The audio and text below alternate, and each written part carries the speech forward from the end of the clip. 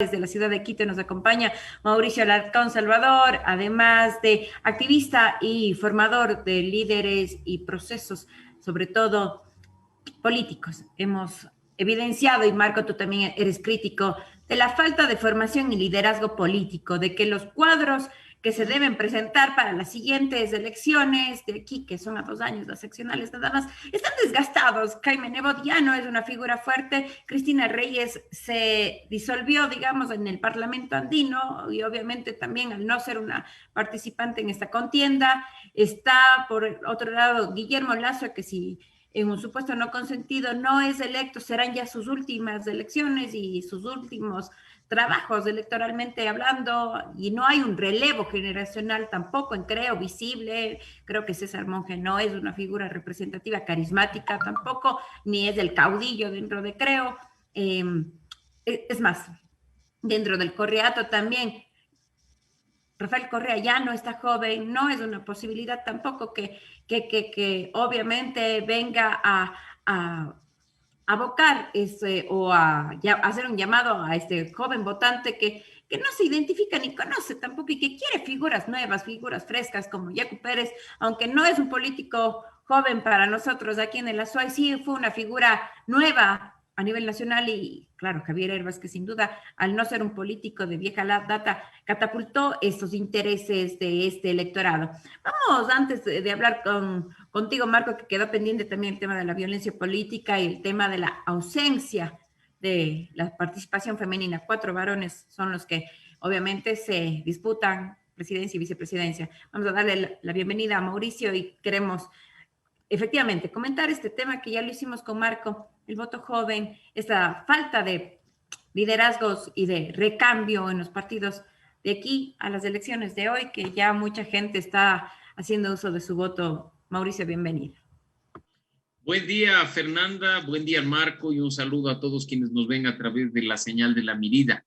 Efectivamente, creo que ustedes han topado temas fundamentales, yo diría no solo de cara al próximo proceso electoral de las seccionales de 2023, sino de cara a fortalecer un sistema de partidos y movimientos políticos que lamentablemente en Ecuador está herido de muerte. Creo que, como bien decías, Fernanda, el resultado de la primera vuelta, en quienes quedaron en tercer y cuarto lugar, más que mostrar una simpatía por el candidato en específico o por su organización política, mostró un electorado que escucha propuestas y que, por supuesto, espera votar por alguien que se sintonice con los temas que le preocupan, que vayan más allá del discurso tradicional de las elecciones en temas de economía, de empleo, de salud, incluso a propósito de la pandemia, y puedan abordar aquellos asuntos que se considera hasta políticamente sensibles, como la situación del aborto, de la violencia de género, de los grupos LGBTI. Tenemos un votante renovado, un buen número de la población que está lista para votar, no solo en voto facultativo, sino en voto obligatorio. Es aquella comprendida entre los 16 y los 35, 40 años, que quiere ver una política distinta.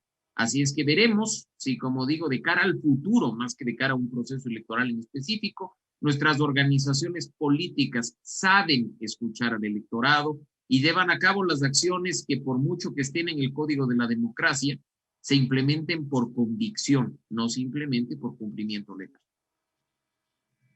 Excelente, Mauricio. Vamos, Marco, con lo que habíamos planteado también en el bloque anterior, el tema de la violencia política. Sin duda, hemos visto una encarnizada violencia en todo ámbito y claro, Carolina lo señalaba, ¿no?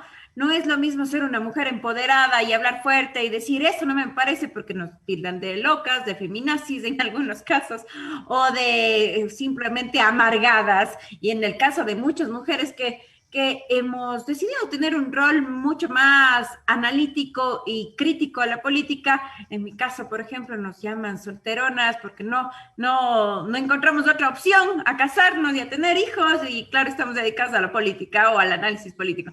Marco, y la ausencia de participación en los dos binomios, realmente te digo y les digo, amigos, Mauricio, Marco, para mí es impresentable como mujer. No puedo creer, como decía Carolina, que no haya cuadros femeninos para llevar a la vicepresidencia. Eso es una falacia, sino simplemente el sistema sigue siendo patriarcal, machista y desde luego está marcado por la heteronormativa que da roles a las mujeres de la casa y los hijos y a los hombres de liderazgo y de trabajo, y también está la política dentro de esos roles. Plenamente de acuerdo contigo, Fer, ¿no? Es una decepción cuando uno ve las listas, o cuando en primera vuelta vimos la ausencia casi total de mujeres y aquellas que lograron estar en ciertos espacios a la vicepresidencia e incluso a la presidencia.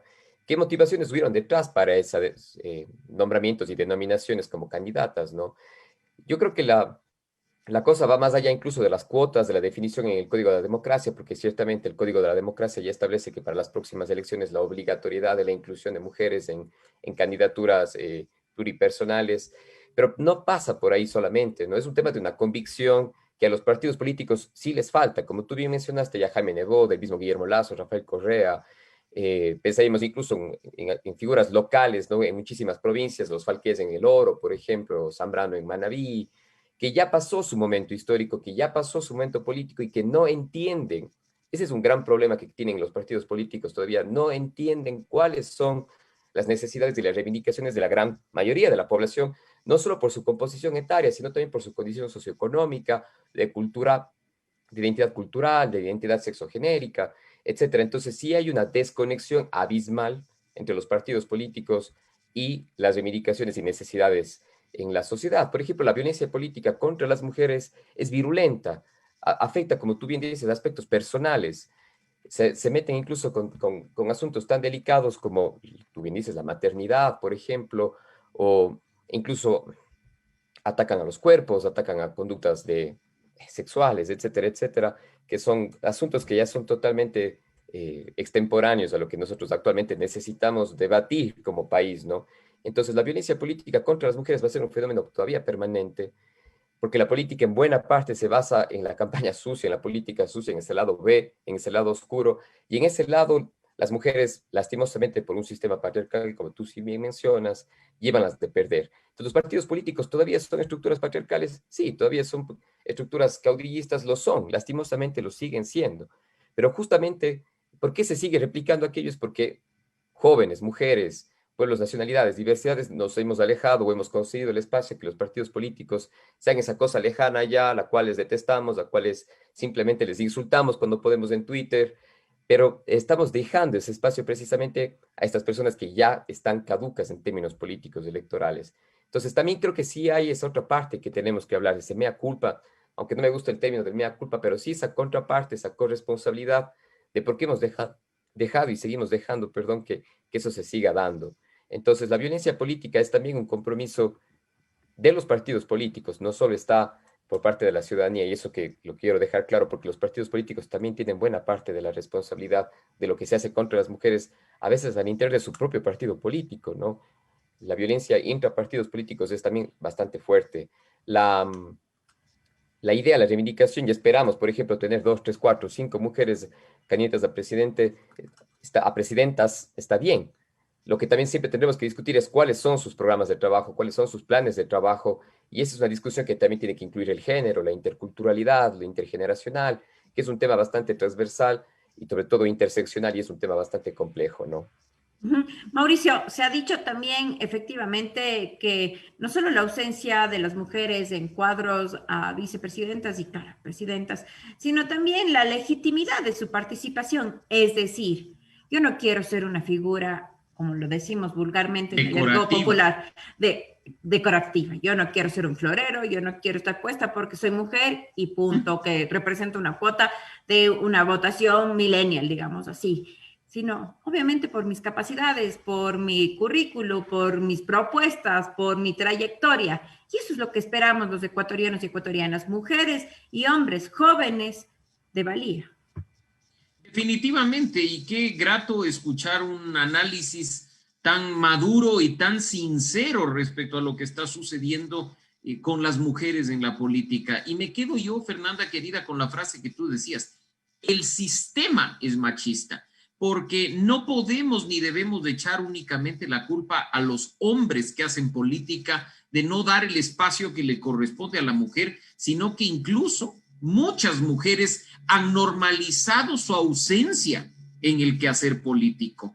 No quieren luchar por esos espacios o no quieren organizarse para tener espacio propio. Yo en un debate que tuvimos hace un par de meses mencionaba que para las elecciones del año 98, cuando recordarás tú que la polarización y el tema de machismo era más fuerte que el que vivimos ahora, hubo una persona que se organizó, armó su movimiento político y corrió por la presidencia. Probablemente no tuvo el éxito que muchos hubieran esperado, superó por poco el 5%, pero Rosalía Arteaga fue candidata directa a la presidencia de la República con un movimiento que lo fundaron mujeres. Y yo creo que ese es quizá uno de los puntos importantes. El que, como tú bien dices, no se utilice a las mujeres, a los jóvenes, a los indígenas como un asunto decorativo en una lista, como simplemente, como mencionaba en los otros temas, como un mandato legal que hay que cumplir por cumplir.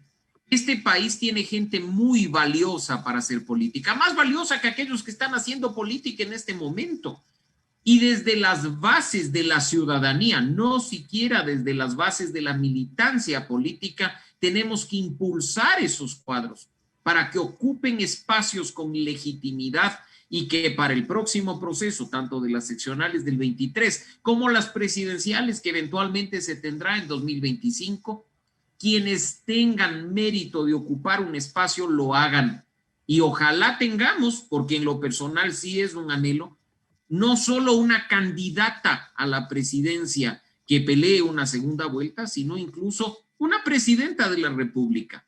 Que haya ya personas que se están formando, pero que den el paso en firme para hacer política en serio y para pelear espacios de frente contra el machismo, contra la forma en la que se ha hecho política de manera tradicional. Así es que por lo menos creo que habemos algunas personas dispuestas a impulsar ese tipo de acciones y por supuesto esperamos ver los resultados en el corto y mediano plazo.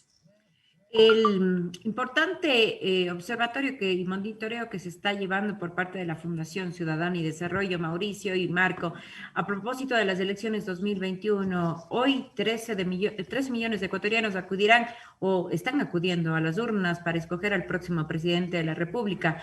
Nuevamente se enfrenta el correísmo y también Guillermo Lasso, porque se repiten esta contienda, digamos, estas dos corrientes, efectivamente, sobre lo manifestado y que hemos analizado también anteriormente Marco y Mauricio, el tema de la desinformación, de la campaña turbia, de acusaciones, de un show mediático, y claro, ¿no? Para quienes creen que los votantes no tenemos la posibilidad de discernir efectivamente lo que es propuestas y lo que es un voto pensado, para quienes creen que los votantes y electorado no pueden hacer ejercicio de su intelecto para hacer un voto. Marco, estas campañas y Mauricio, vamos con ustedes, primero Marco brevemente y luego Mauricio, sobre algo que realmente nos ha hastiado y que ya los electores estamos cansados de ver campaña tras campaña y que cada vez es más agresiva, cada vez es más sangrienta esta lucha encarnizada en redes sociales, campaña sucia, turbia o como quieran, desinformación, como quieran llamarlo. Pero lo cierto es que estamos cansados y queremos propuestas, queremos que nos digan y que se refieran con respeto, respeto a nuestro intelecto y respeto como votantes con propuestas serias, cómo se va a lograr el cambio. Sí, primero, Mauricio, un saludo. Me disculpo previamente, no le saludé en vivo. Ciertamente que, por ejemplo, el mensaje o uno de los mensajes en primera vuelta fue este agotamiento ya del correísmo, anticorreísmo, ¿no? El alto margen de votación que tuvo Hervas, Yacu Pérez fue un mensaje de aquello, ¿no? El bajísimo apoyo que tuvo Guillermo Lasso fue ya por el agotamiento que tuvo ya su discurso anticorreísta agotado. La votación de Arauz responde sí, ese voto duro del correísmo, pero yo creo que sí, en un posible gobierno de Andrés Arauz, él también va a tener que marcar cierta distancia del correísmo, anticorreísmo. Si quiere tener, por ejemplo, un margen de gobernabilidad, lo va a necesitar alejarse incluso de Rafael Correa, y va a darse, estoy seguro, en un punto, en un posible gobierno de de Andrés Arauz. Y en un posible gobierno de Guillermo Lasso, creo que también tendría que alejarse ya de el Andrés no mientas otra vez, o de todo es culpa de Correa, o todo es culpa de Moreno, que posiblemente será una de las consignas del futuro gobierno, sea quien sea, porque ya la gente está agotada. Entonces, una futura campaña electoral bajo el mismo eje en 2 años o en 4 años, creo que sería un error político y de estrategia. Sinceramente, como ya decía hace un momento, los partidos políticos tienen una desconexión gigantesca porque están pensando en otras cosas, solo piensan en candidaturas y más no en las necesidades, en las reivindicaciones que están en la sociedad latentes. Entonces, sí, la agresividad en la política, la virulencia en la política es un mal, pero también es un bien necesario desde la estrategia electoral, y esto voy a hablar desde abogado del diablo, porque claro, los estrategas electorales buscan precisamente esa divergencia, esa contraposición, ese debate agresivo, porque cierto electorado todavía responde a eso, ¿no? Como bien decía Carolyn hace un momento, el tema de las pasiones está todavía presente, entonces es un juego también de los estrategas electorales llevarnos a aquello. Claro, y ahora con los hashtags o con los TikToks es mucho más sencillo generar eso y meterle, entre comillas, meterle a la población en esa dicotomía y en ese debate virulento. Entonces, es un reto de los partidos apelar a un voto crítico, siempre lo ha sido. En el Ecuador esa es ya una muletilla, digo muletilla porque siempre se la repite, pero pocas veces se ha concretado. Ya está presente desde el retorno a la democracia, que se hablaba ya de pensar el voto, etcétera, etcétera. Entonces, los partidos políticos no responden a los procesos de formación, como ya mencionabas tú también, Fer, hace un momento, no responden a procesos de ideologización de sus programas. Los programas a veces son construidos a última hora y en base a eso entonces se eligen candidatos de última hora y estrategias y eslogans de campaña de última hora. Y como digo, mucha de la virulencia responde a eso, una estrategia electoral también. La deuda histórica de los partidos políticos pasa por la ausencia de las mujeres, también por esta violencia, como tú bien señalas, Fer. Entonces, desde la vigilancia social que tenemos que nosotros ejercer siempre, el control social, también está la continua denuncia de esa virulencia, de esa violencia política, del hartazgo incluso de los partidos políticos, que ya hablábamos, ese voto nulo de hoy día también va a ser una expresión de que estamos ya cansados de cómo se manejan los partidos políticos en el Ecuador. Mauricio, vamos contigo y esta reflexión que has hecho acertadamente desde la fundación que diriges y claro, desde tu análisis. Primero, coincidir con Marco en lo que ya se ha mencionado de la necesidad, y hay que hacer énfasis en ello, de renovar la política. Y renovar la política no es solo formar a tu gente, formar a tus candidatos, elegirlos mediante procesos democráticos internos reales. Y creo que eso es algo que todavía está en deuda en este país, sino también hacer campañas de altura. Efectivamente, desde Ciudadanía y Desarrollo, con el apoyo de varios periodistas y amigos que trabajan en la verificación de datos, hicimos un monitoreo durante toda la primera y la segunda vuelta y quizá es lamentable ver la fuerza que cada vez toma la campaña de desinformación, de noticias falsas. Ya no se trata únicamente de algo hecho de manera casera que circula en mensajes de WhatsApp, como probablemente se veía en los meses pasados, sino que ahora con un altísimo nivel de producción digital, y no me refiero solo a audio y a video, sino a cuanto a imágenes. Hemos visto una campaña en la cual es muy difícil incluso la detección simple de si es un contenido verdadero o no lo es. Se sabe además, gracias a la magia, por así decirlo, que en realidad no es otra cosa que la buena voluntad de las redes sociales, Facebook más que Twitter, por supuesto, quienes están detrás. Y creo que eso en su determinado momento habrá que hacerlo público, porque las páginas a través de las cuales se está difundiendo, especialmente, insisto, en Facebook, desinformación y noticias falsas, tienen firma de responsabilidad y están pautando en la red social y esa pauta también es transparente. Y su pauta está quedando en la biblioteca de archivos de la campaña electoral que tiene Facebook, en este caso, gracias a la mejora de sus estándares de transparencia para los usuarios. Así es que esas personas tendrán que responder, no porque sea un delito, sino porque es necesario hacer una política de altura. En este momento no importa quién gane. Lo importante es empezar a rescatar lo positivo y lo valioso de la política como servicio. Una campaña electoral no puede ni debe basarse en ataques, en desinformación, en noticias falsas. ¿Dónde quedan las propuestas? Si bien es cierto que en una segunda vuelta hay mucho más polarización, Marco, Fernanda, en el sentido de que solo tienes dos opciones. Al parecer las candidaturas no entendieron que un buen porcentaje del electorado en primera vuelta se decantó por propuestas, se decantó por mensajes positivos, se decantó porque alguna sintonía hubo entre lo que decía el candidato y lo que piensa uno y lo que quiere aquí en el país. Probablemente el reto para vencer la desinformación y las noticias falsas no lo quieran vencer los partidos y movimientos políticos, porque para muchos de ellos es un negocio muy rentable, rentable políticamente y rentable económicamente. Pero que al menos, Fernanda, desde nuestro sector, desde quienes hacemos opinión, desde quienes hacemos comunicación, desde quienes llegamos de manera masiva a los ecuatorianos para darles insumos para que tomen sus propias decisiones, trabajemos de manera seria para combatir la desinformación y las noticias falsas. No es un tema electoral. Esto no termina aquí, no termina hoy a las 5 de la tarde. Estamos frente a un fenómeno permanente que hay que combatir con seriedad, con responsabilidad y sobre todo con compromiso. Excelente, Mauricio. Ya para ir cerrando el espacio de diálogo contigo, y sabemos que tienes espacios en otros medios también. Sin duda, Mauricio, y queremos conocer tu opinión. Marco también ya lo habló antes y muchos otros invitados. El voto nulo no solo por el tema, como lo ha denominado Pachacuti, que el voto nulo ideológico, también intelectuales de la talla como Alberto Acosta Espinosa, también Marco Cubi y otros como también también una denotada participación del intelectual desde quienes promueven el tema de los derechos de la naturaleza, que han llamado a este voto nulo ideológico, no solo como respaldo a Yacu Pérez, sino per se como una resistencia a las dos candidaturas que se nos presentan.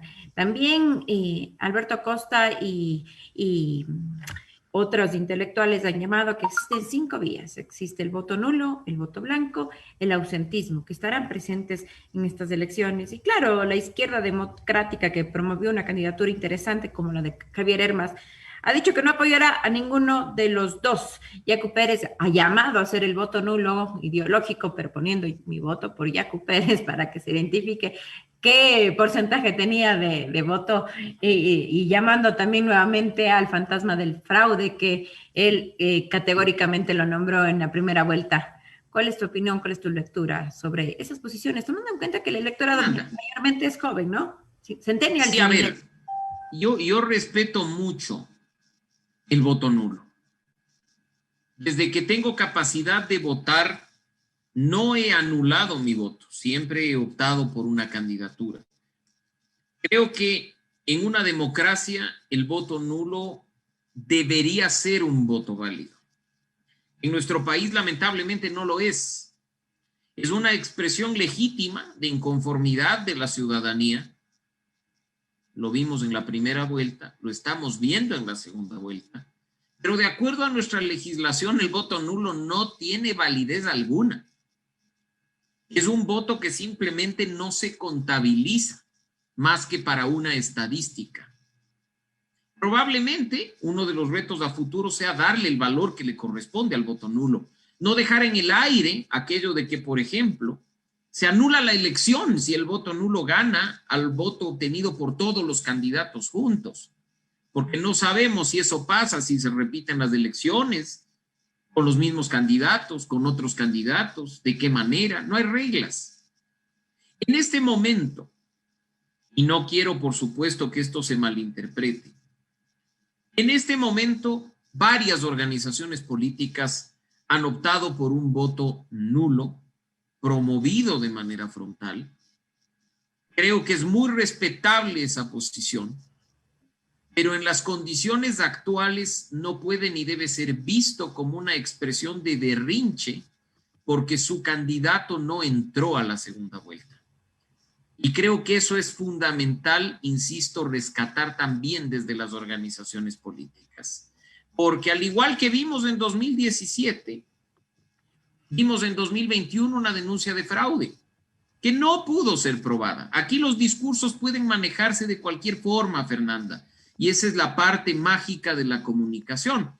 No obstante, lo importante es hacer control electoral y pelear hasta las últimas consecuencias cuando uno tiene convicción de que ese fraude tuvo lugar. No utilizarlo simplemente como un mensaje comunicacional. Y por supuesto, insisto, que el voto nulo sea un voto, en todo caso, bien fundamentado. No simplemente como el desánimo de no haber accedido a la pelea final. No creo personalmente, Fernanda, que el voto nulo para esta segunda vuelta sea más alto de una manera brutal en relación a otros procesos electorales, y creo que hay que tener en cuenta, por ejemplo, que en el año 96, en la segunda vuelta específicamente, el voto nulo fue muy alto cuando se enfrentaron Abdalá Bucaram y Jaime Nebot, y que ese es quizá el indicador histórico de votos nulos y de votos blancos que el país tiene hasta el momento, que probablemente hoy se supere, pero esperemos que esta forma de votar, más allá de que en algún momento tenga efectivo valor, simplemente no afecte la democracia en nuestro país. Veamos qué pasa al finalizar esta jornada. Estamos atentos, sin duda, al devenir, y estaremos atentos también a tus comentarios a partir de las 5 de la tarde, que todos estamos con una polla presidenciable a ver qué va a suceder, y creo que esa es una tónica para todos. Y además, sin duda, como lo decía Carolín, ojalá y la posesión de mando sea el 12 de abril, sea quien gane. Todos coinciden en que este ha sido un gobierno nefasto y que queremos que ya abandone el poder. Definitivamente, Fernanda, y gracias. Simplemente para coincidir con este comentario final tuyo, esperando en primer lugar que el proceso se desarrolle de manera transparente, que se respete de manera plena la voluntad del pueblo manifestada en las urnas y que se dé una transición lo antes posible por el bien del país, por el bien de los ecuatorianos, y para al menos tratar de solucionar problemas emergentes de manera urgente, como el caso de una vacunación manejada de la manera más negligente que los ecuatorianos pudimos imaginar. Así es que veamos cómo termina. No sé si efectivamente participe, como tú dices, en este tema de las pollas. Creo que además las apuestas están altas tanto en el un lado como en el otro, pero lo más importante es que el proceso se desarrolle de manera transparente y haya claridad en el resultado. Y por supuesto, que quien sea derrotado el día de hoy en las urnas acepte con serenidad, de nuevo, por el bien del país, el resultado que los ecuatorianos manifestaron el día de hoy.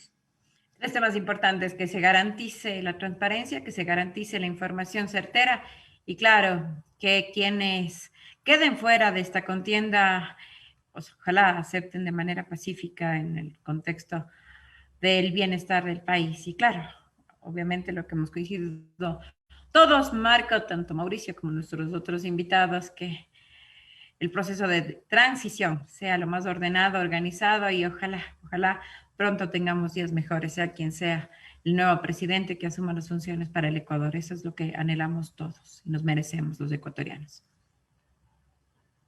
Un abrazo, Mauricio, hasta Quito. Un abrazo grande para ustedes, Fernanda, Marco, siempre a las órdenes, y un gusto haber estado durante estos minutos con La Mirita.